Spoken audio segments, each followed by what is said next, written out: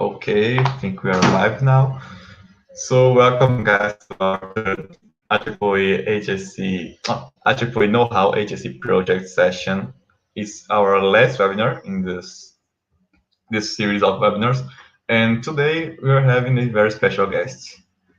So the next project, the last project you're going to see in this channel here, is about the solar power desalinization smart village for the Wayúu people living in Guajira Peninsula in Colombia. And we have a very special guest, Mr. Paul Berger, and I'll invite Leila, our IEEE HAC ambassador, for explain to us about to introduce our speaker and also the project. So Leila, your turn now. Hello everyone, my name is Leila. I'm one of the HAC ambassadors from the Northeast section, and I'm also president of the IEEE student branch in the Universidade Federal Rural de Pernambuco. For the second moment of the IEEE Know-How, we have the presentation about the IEEE HAC project, Solar Power Desalinization Smart Village for Wayúu people living in the Guajira Peninsula. To talk about the project, we have Professor Paul Berger of Ohio State. He is an IEEE fellow member, IEEE distinguished lecturer, and IEEE EDC Board of Governors 2019 to 2021, VP Strategic Directions, and founder of the Nanoscale Patterning Laboratory. He is also director of the Nanoelectronics and Optoelectronics Laboratory and director of the Organic and Printed Flexible Electronics Laboratory. Also a member of the Department of Electrical and Computer Engineer in the Department of Physics. So please, Professor, it's a pleasure to have you here. You can start. Thank you. Obrigado. It's certainly my pleasure to have this opportunity to share with everyone some of the humanitarian engineering projects I've been able to be affiliated with. What I want to do, let me move to my PowerPoint very shortly, but I want to show you some of the thought patterns of how things have evolved and kind of generated. And so I'm going to be making references to several projects I have going on around the world, but for this talk, I'm going to be focusing on one and using some of the others just as kind of leverage to show how they fit in this large constellation of projects and show how my thought processes have matured in moving these forward. So let me share with you some of my what I've learned through these activities and some of the ongoing projects. Let me do share.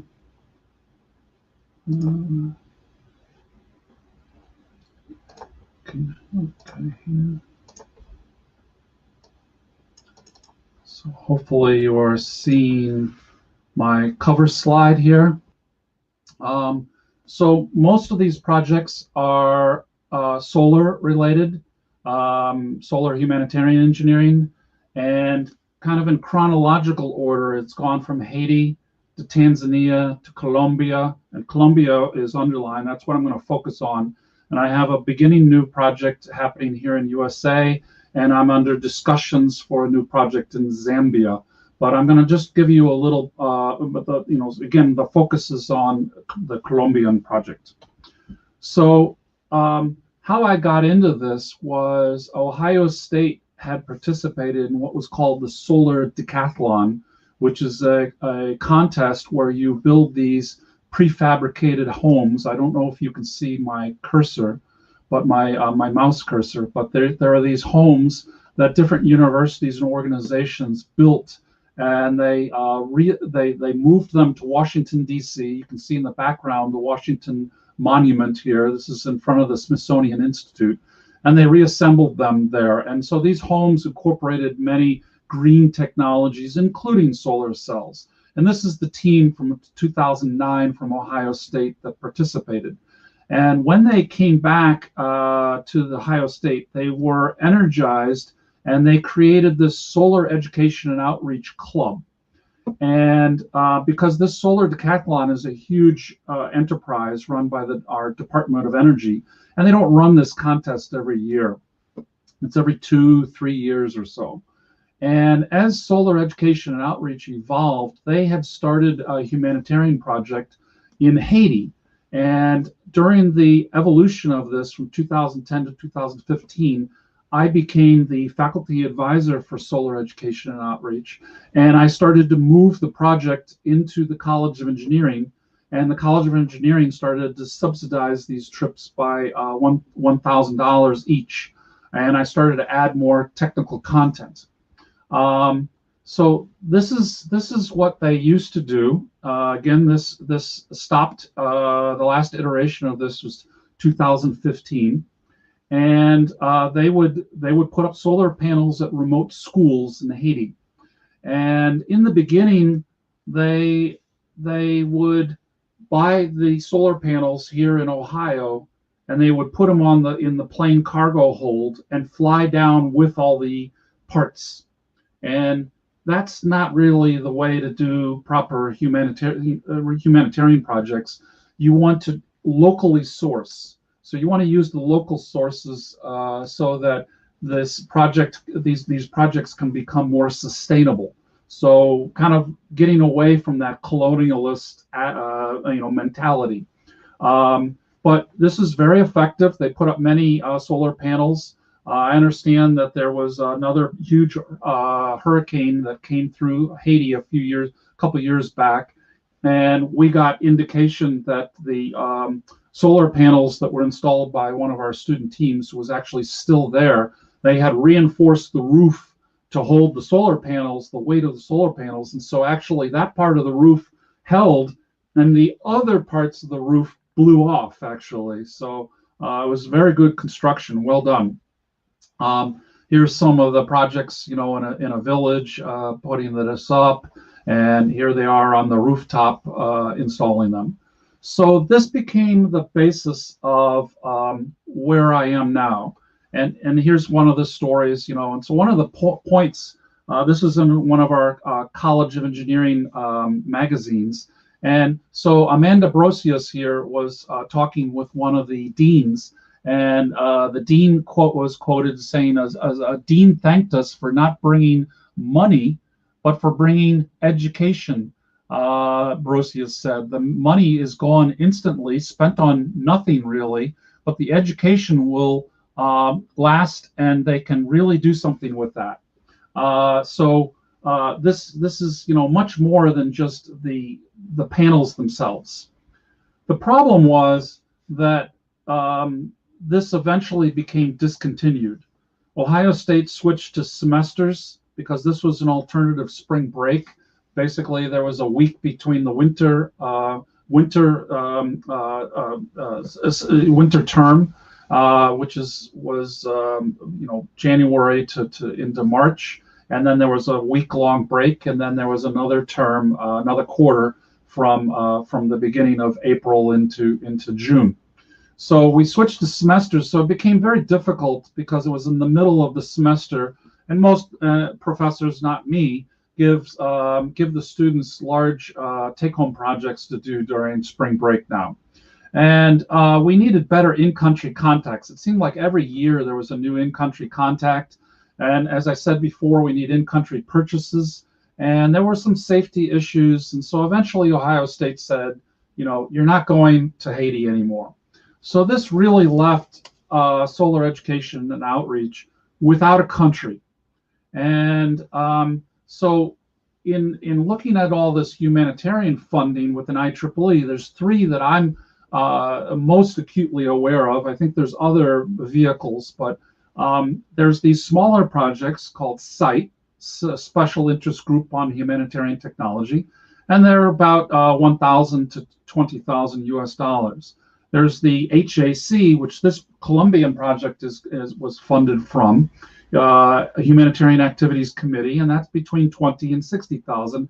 And if you really want to go big, it's IEEE Smart Village, but there it has to be sustainable. And that's where my HAC project here in Colombia is targeted towards the smart village, towards sustainability.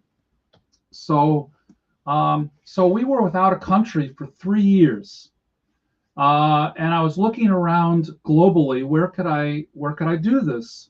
And so I've got connections all around the world. I've got connections in Brazil. I've got connections in various Latin American countries. And so I was originally envisioning this new, post Haiti trip would be somewhere in this sort of radius, that it's sort of how far could we travel from Ohio, go down to the site, perform the duties, and come back in 1 week, right? So we were very limited to this kind of part of the world.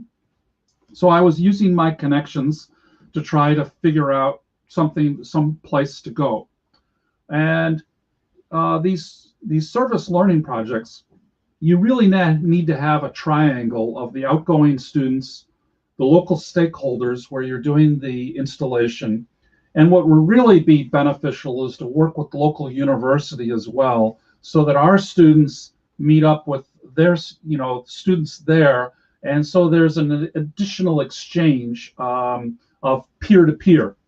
And one thing I'm really emphasizing is I don't want to bring these North Americans into these places just parachuting in privilege, take some selfies and leave. This is really very important to me, not to be this colonialist attitude.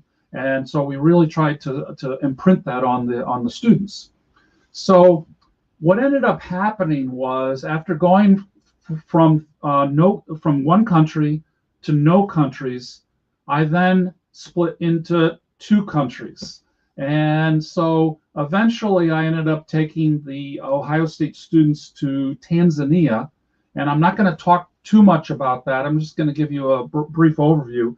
And the students actually were a bit apprehensive to go to Colombia for similar sort of safety reasons. So our U.S. State Department has a travel warning for Americans traveling to Haiti, and it also has a travel warning for going to Colombia. And so because of that, I have to request a waiver from the university to allow students to go there. So the student group, Solar Education Outreach, was reluctant for me to take them to Colombia after what had happened in the past with Haiti. So I take them to Tanzania. So we went in one direction, and this was driven by the fact that Ohio State has a Global Water Institute, which dug a water well at a Tanzanian orphanage, and that Tanzanian orphanage indicated to them they need solar lighting for the boys' dormitory. So that seemed, and then that filtered back to the College of Engineering. The College of Engineering knew that I was on this quest for 3 years, and so they hooked up with me, and I said, yes, let's do it. So we actually did that in May of 2019. I took a group there. We were supposed to repeat it in 2020 in May, and we're already making plans, but that was canceled due to COVID.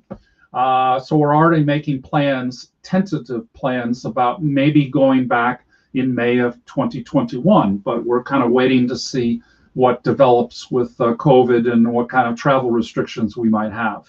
It is something that I want to do, whether it's 2021 or 2022. I think we're going to revitalize this in some way, shape, or form. So I'll be talking about this very soon, but I'll show you how we split off into this project in Colombia. So in Tanzania, because we switched from quarters to semesters, the engineering college has what is called referred to as a Maymester. May does not belong in the spring semester, nor does it belong in the summer semester. And it's developed into a 4-week opportunity where these service learning projects can go farther and stay longer. So we ended up going for 3 weeks to Tanzania. Here's Tanzania. This is on the eastern side, Eastern Africa. It's up by touching Lake Victoria and the Serengeti Plain. And we were up here in Arusha. We landed at the airport for Mount Kilimanjaro. So that's very impressive. You fly in there and then you travel by bus over to Arusha. And so again, we tried to emphasize, do not parachute in this white privilege and take some selfies. We performed this with great sensitivity and cooperation with the local stakeholders. So almost every workday evening, unless we were completely exhausted, so we'd have dinner together at this table. We would start to talk about what we experienced during the day. And then after dinner, we would all sit around on these couches and pillows, and we would have a reflection to discuss what we had seen, what we had experienced, and we really tried to allow these students to absorb and assimilate this new culture, these new peoples. We even tried to teach them Swahili and really integrate into the community and really see through the locals' eyes. And so this was a big thing that we really tried to impress. I'm not going to go too much more deeply into this. Maybe if I ever get invited back or so, I can tell you more about Tanzania. But one key takeaway here is that empathy can be learned. It's not something we're born with. You can teach people to have empathy, and that was what we were trying to imprint upon the students that we took there. So this is the team we took. This is the orphanage's grounds, and this actually is a volcano. It's not Mount Kilimanjaro. It's a different one. And here we are, my resident assistant, Turner Adornetto, who was a key asset in this project, and myself. And here we are at the end of the project, and they gave us Maasai warrior robes in celebration of our successful project. And so this is the students we took, an eclectic mix. Some did not even know Ohm's law. One was only a freshman. We dropped them into a foreign country with minimal technical preparation, where they had to learn what a solar system was. They had to design a solar system. They had to build a solar system. They had to install a solar system, all in 10 working days. So it was quite a Herculean effort, but it was successful. So this is the working solar panel. It was 2 solar panels, LED lighting, and it all worked here. You can see the lights. Okay, so so I did not end up.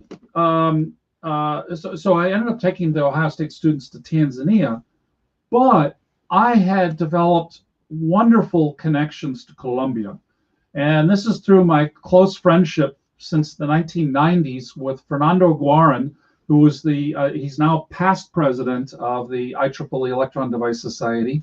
And if you can tell by his name, he's native Colombian.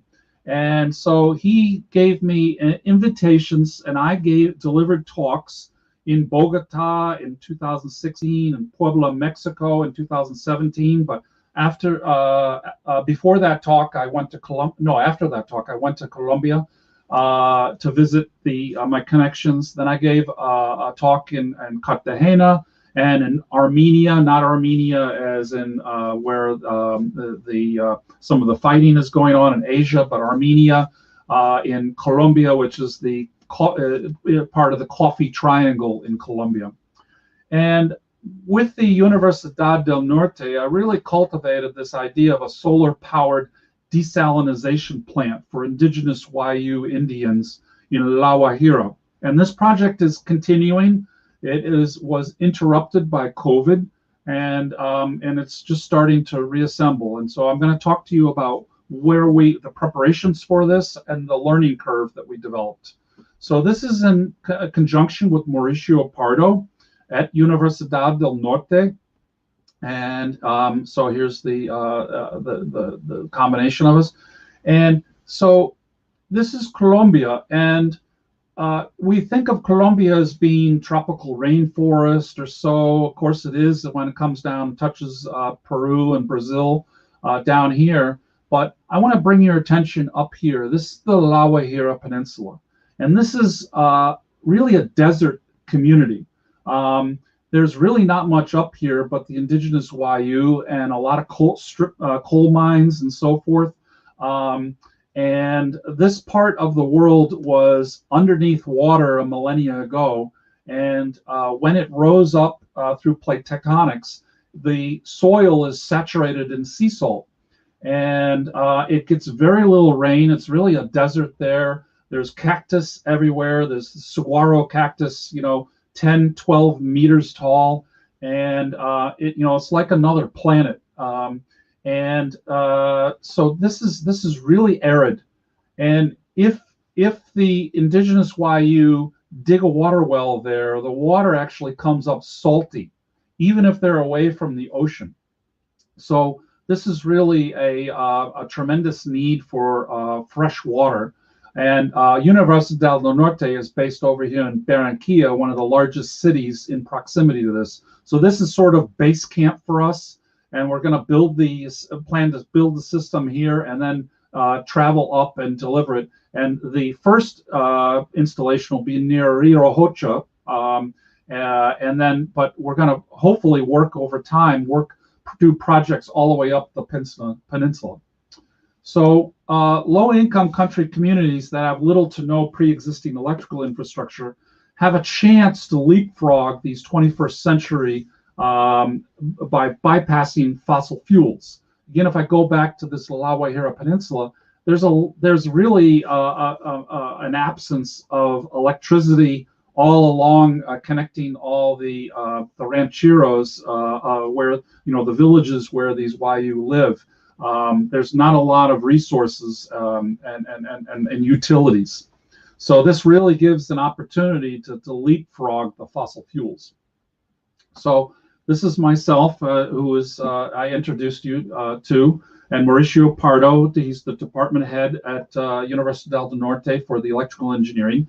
And then Neil Mendez is a key asset and really a key foci point because he lives in La Guajira in Rio Hocha, and he's a specialist in renewable energy, and he's affiliated with SENA. SENA is a key educational system for trade school all around Colombia. And so they will hopefully work after we do these installations for breeding more of a sustainability of these systems, because the SENA students there could help maintain these units and make sure they're being operated properly. So this is the team. Some of the students back then when we were writing the proposal. Here I am, and here's some of the professors and some of the IEEE students. And I asked for $60K from the HAC, but we received 48. Usually you get a little bit of a budget cut, but that's fine.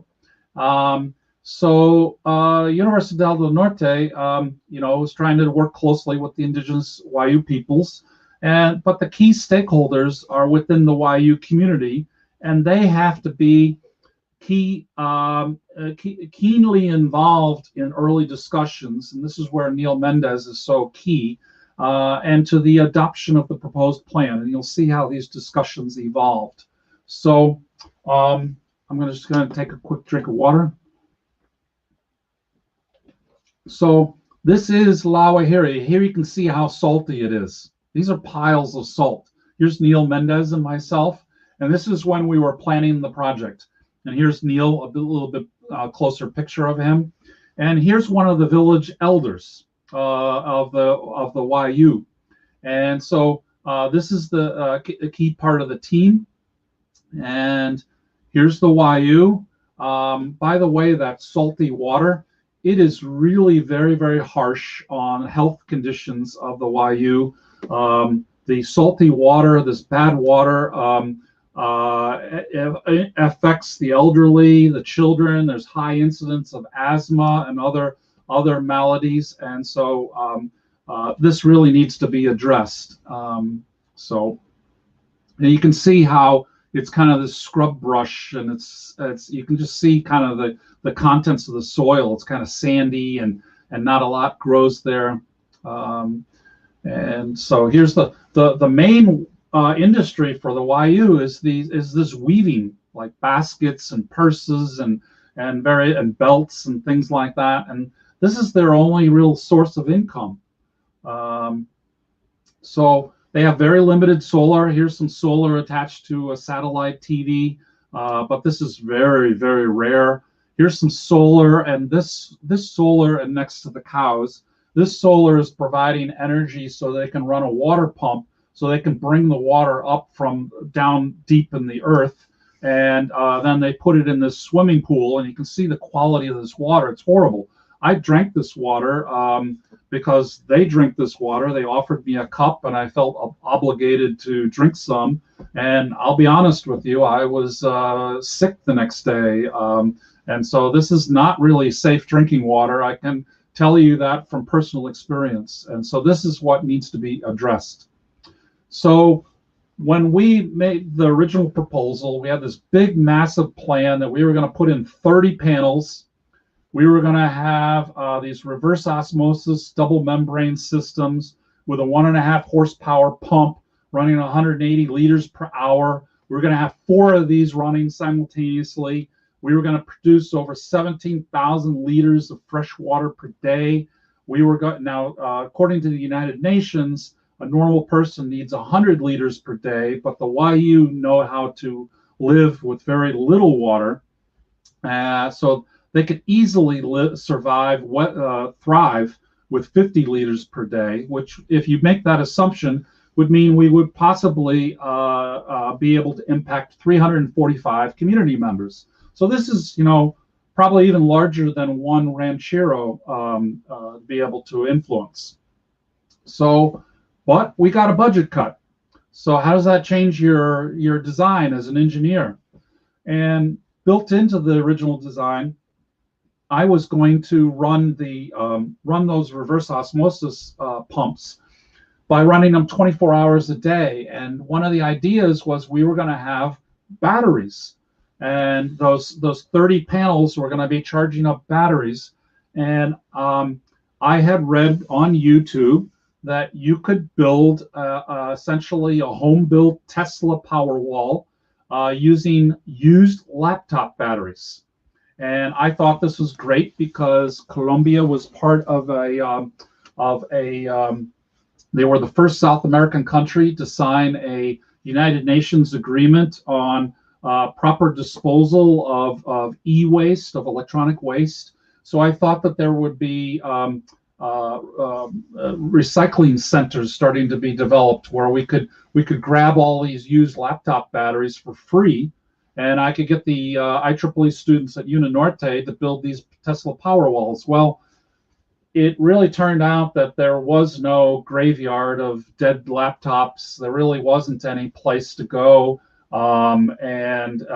So this meant we had to, and plus when it really cranked the numbers, we would have to get 7,800 of these batteries. And when you get these batteries, some of them really are dead. And so, this is predicated on them having a little bit of usable lifetime left in them. So you'd probably have to get about 15,000 batteries. So this just was not practical anymore.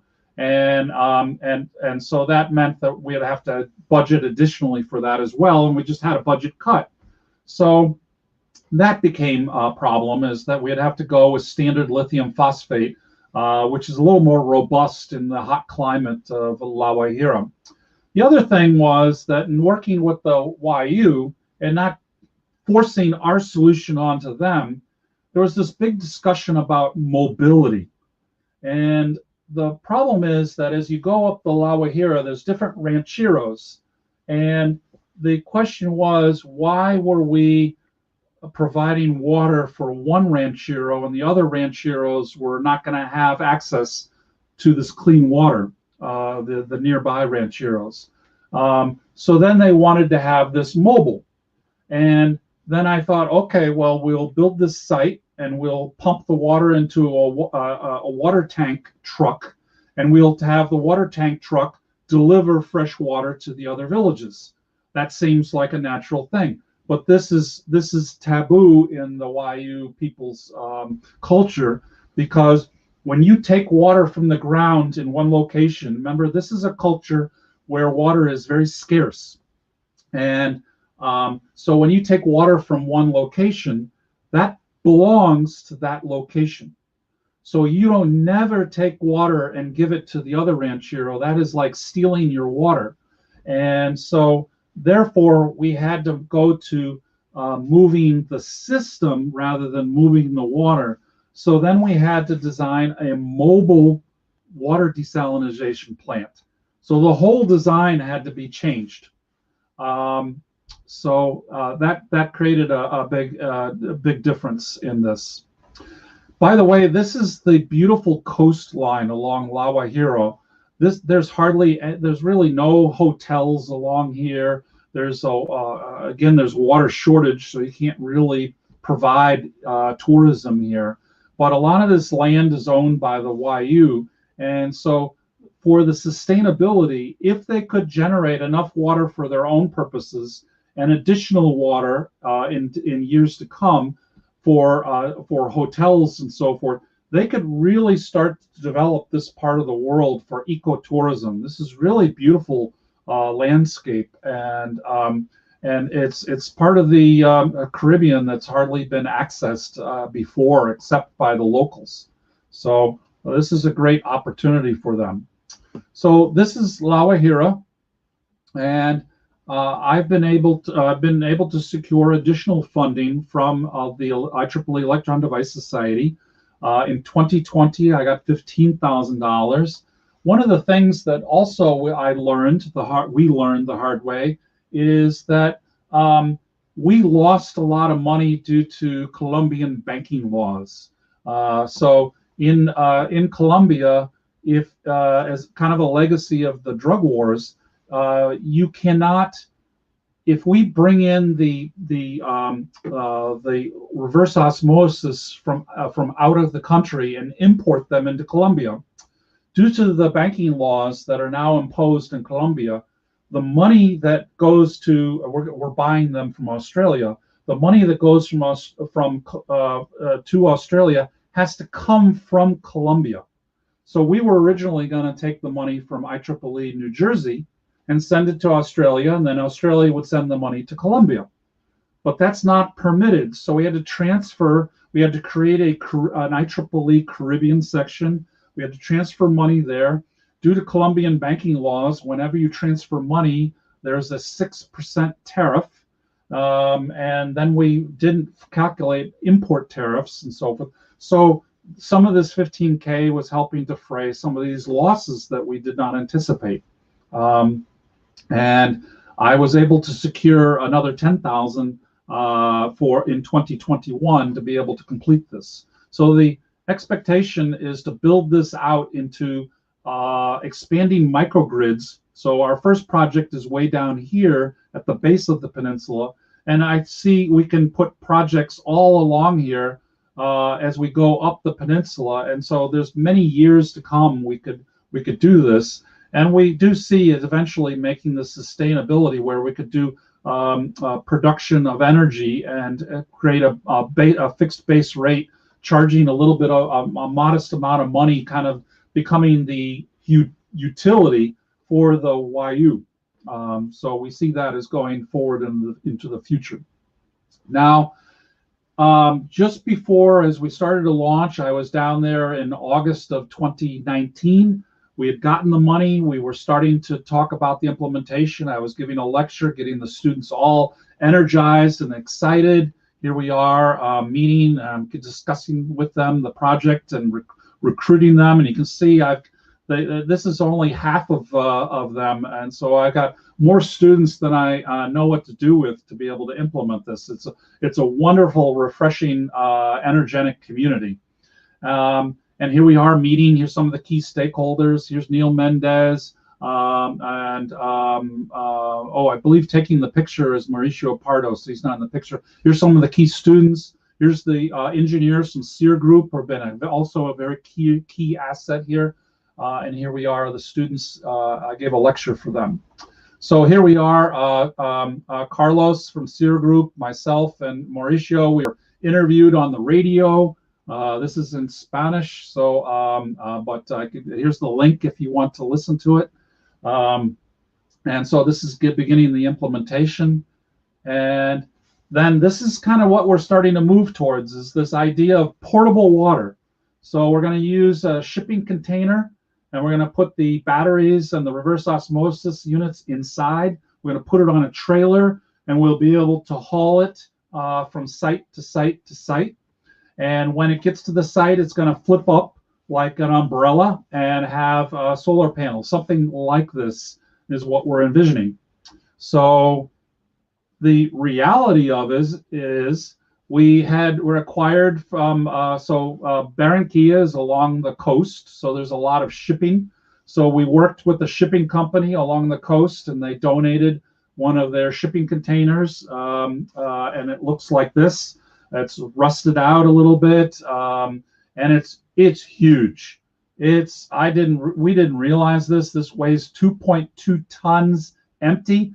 This forklift could not lift this all by itself.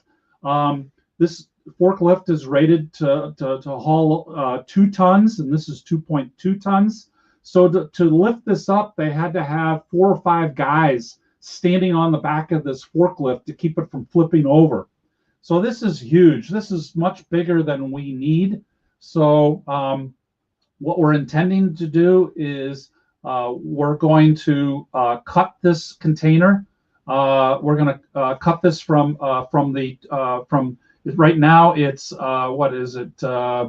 It's 6 meters long, and we're going to cut it to 4 meters. So we're going to cut off about a third of this and make it shorter. So on March 8th, I flew down to Barranquilla. The oversized container had been delivered. The batteries and cables are in Mauricio's garage. The solar panels are at Sear Group, and the reverse osmosis were on back order. The membranes were manufactured in Wuhan, China. Hopefully that name rings a bell. And so the shipping container was impounded, and finally the container was fumigated, releasing its contents. So that allowed it to go to the membranes to Australia, and then Australia was building the reverse osmosis units. So I flew to Barranquilla on March 8th for a 2-week spring break visit to direct this assembly. However, my first American airline flight was canceled before I could rebook. President Duque closed the border. And so I found myself trapped in Colombia for 128 days. I was at a guest house which provided 3 hot meals a day. I watched many quarantine sunsets. I stared at the stars at night in between power outages and slow internet. They were kind enough to add some air conditioning during my stay, which reduced the number of mosquitoes that mosquito bites I would get at each sunset. I ate lots of pollo and arroz, chicken and rice. I listened to kumbaya music, and the air was constantly, some house was playing music at all times. I really started to feel part of the culture and the people. And to keep my mental health, I played with some of the puppies. These are 2 different puppies, by the way. And so I would adopt them, and I'm very sad to say this puppy passed away. Actually, he had a heart attack and passed away after I left. But this has really kind of helped pass the time. Before all the stores closed, I acquired a yoga mat and a barbell, and I downloaded lots of phone apps to watch the space station fly over at night, watch the planets and everything, and in between trying to do what work I could do. And finally, IEEE EDS approved my additional funds. I was able to charter a flight back home. This is the U.S. State Department, works with the Colombian government to authorize limited repatriation flights of Americans to return to USA. And it was a really somber flight from Cartagena to Fort Lauderdale. But we picked up extra passengers from who were vacationing in Florida, and I really felt nervous about being with these Floridians. There's a lot of coronavirus in Florida at the time. You can see I acquired full PPE while using my connections in Colombia. I basically had a clean room suit head to toe, and I had this, this face mask and this N95 mask. And So I came home and I was quarantining from my family, and on the 13th and a half day of quarantining, so I hadn't hugged my daughter or kissed my wife in 5 months. On the 13th and a half day, I got notification that someone in the guest house complex where I was staying had tested positive for coronavirus. So my doctor said I should go to get a test, and I was coronavirus positive the next day. So you can see this results came back on 7/29. So then I had additional quarantine, and so I'm better now, and I'm working with this group down in Barranquilla. So while I was there, part of the guest house, one of the people there was actually worked to make the guest house more safe for me, because here's this gringo staying in this guest house. So he had borrowed a welding machine, and he was adding security bars all around the perimeter of the guest house on the windows and doors. And I saw how good he was with metalworking, and I trust them, and I trust them with my life. They did such a great job for me during my 4 months. So I've hired them, and they are beginning. They went to see the cargo container, and this is sitting behind a metalworking factory, by the way, which is really going to be a positive. So they're going to move this cargo container one more time. They're going to put it on this concrete pad, and they're actually going to start this coming Monday. Actually, is when they're going to do. And then from the factory, they're going to get power tool access. And this is a nice shady region, and it's flat. It's sitting on the sand back there. You can see how it's a little bit lopsided. So this is what we're planning to do. We're going to no longer 30 panels. It's going to be 12 panels. There's going to be 4 on top.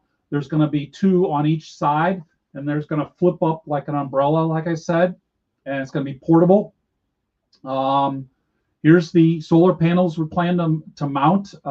These are, I think, 330 watts per panel. So we'll have 12 of these. And then with this additional funding from EDS, I'm planning to also purchase this water storage container. So at least one ranchero, we plan to put something like this. This is much safer. I had a discussion with a leading water expert who works in North Africa, and this is much better because it's actually modular. It's like wooden frame, and then you put the metal around the outside, and then you put a rubber, this rubber liner on the inside. And because of the metal, the rubber liner never really sees the sun, because the strong sun in this equatorial region will break down this plastic, and it'll leach bad chemicals into the water, and so this will keep the drinking water much safer. So I plan to buy and install one of these at one of the locations, one of the prime rancheros. So another key takeaway is, as I finish up here, low-income country communities that have little to no pre-existing electrical infrastructure have this chance to leapfrog into the 21st century, as I was indicating. It's not the essence also of providing solar-powered electricity, but what can the community accomplish? What jobs can be created with this newfound electricity? This is some of the things that we're working on, possibly a new project in Zambia, not just providing electricity, but creating a new industry, a new business for them there. The last is just pay it forward. You know, really, I think there's great opportunities for us to make a big difference. And with our engineering know-how, we can really make the world a better place. And I think this is a golden opportunity. And if you have the opportunity, I think you should try to find some opportunities. So I want to thank IEEE, and I want to thank Uninorte. So that's it. Questions?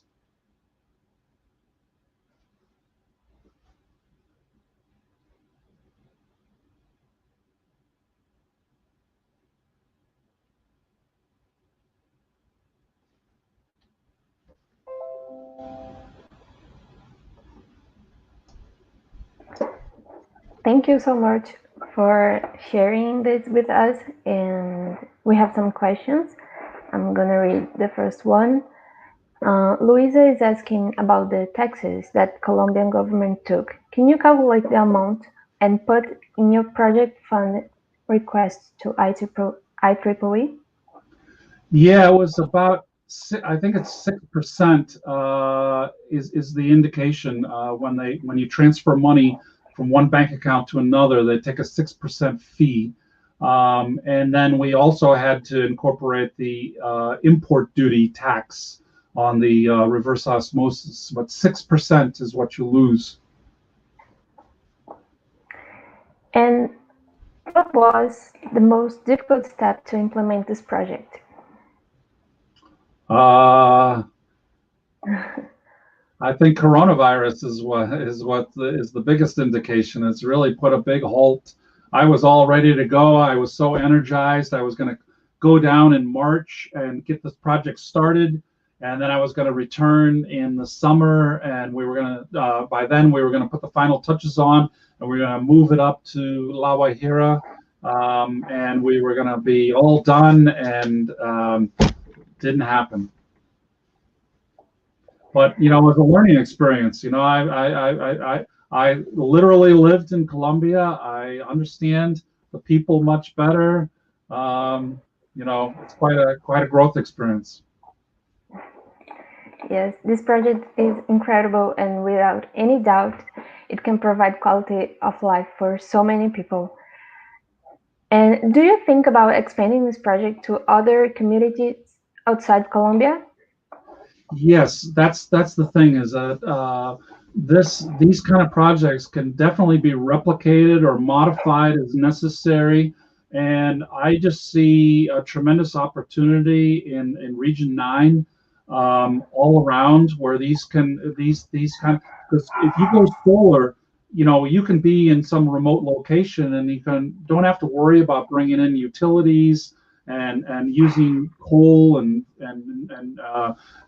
gas and nuclear and all this. You're already green energy, right? You're going from nothing to the best of that we market can provide. So we have two more questions. The next one is, what is the main tip you can give to anyone who wants to submit an HAC project? I think you need to work with the local community. That's really important. And I think I was able to write a winning proposal because I visited there in person. I visited the people, talked with them, learned their mentality. I was really very impressed. I don't have time to go into all the things I learned, but they really have a vision for their people of how to go forward into the future, but maintain their culture, maintain their community. And I was really blown away by their vision. And I think you have to do it with them and not deliver a solution to them. And if I had more time, I would have gone into Tanzania project and explained how we evolved over time when we learned and we talked to locals.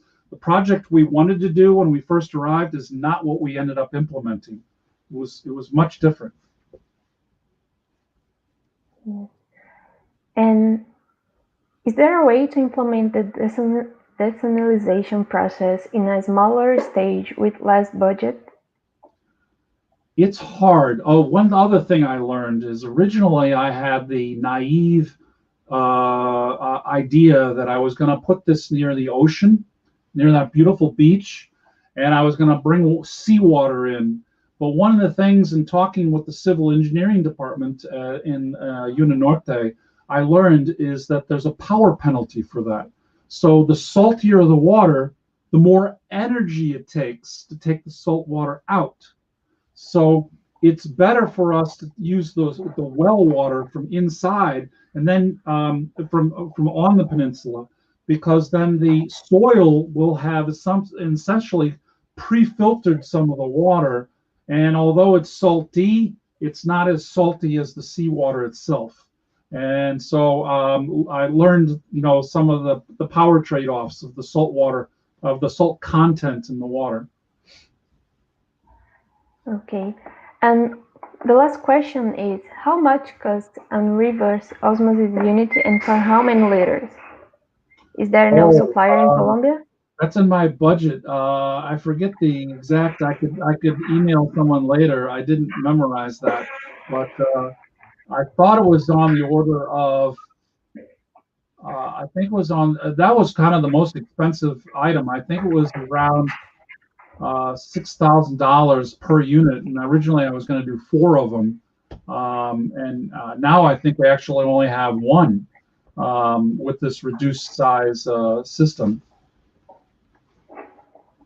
Okay, and the last question is from me. How can we see how the project is going?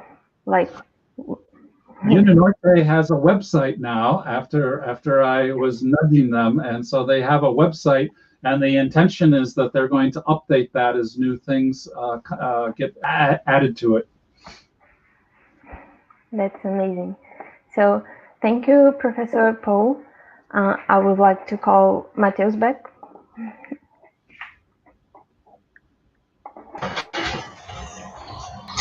Okay, so thank you, Ms. Badger, for this incredible presentation. We are all impressed here.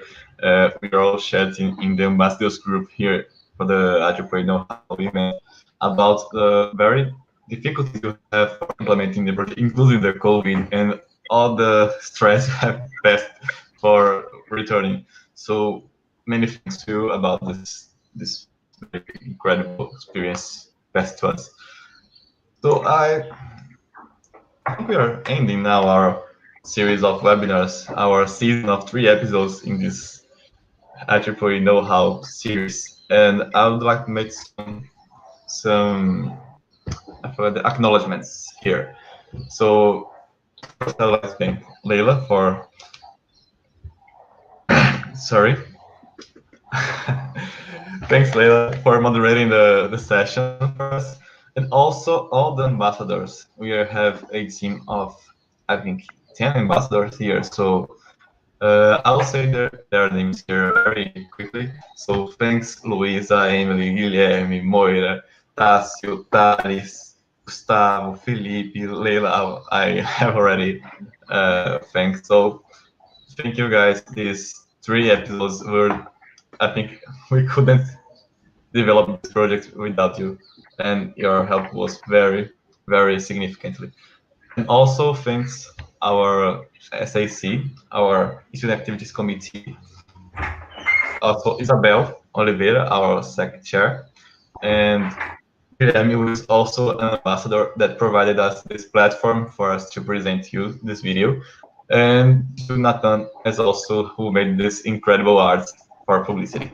So Felipe has said here. Thank you, Felipe.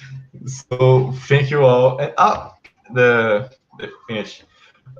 Thank you also everyone who has attended in this series of webinars. You guys are amazing. Thank you for watching us. Remember, this video is being recorded and will be available forever in our YouTube channel. So please, if you have any doubt, you can also revisit and rewatch it, and maybe reach us or Mr. Berger as also. So feel comfortable, and thank you all.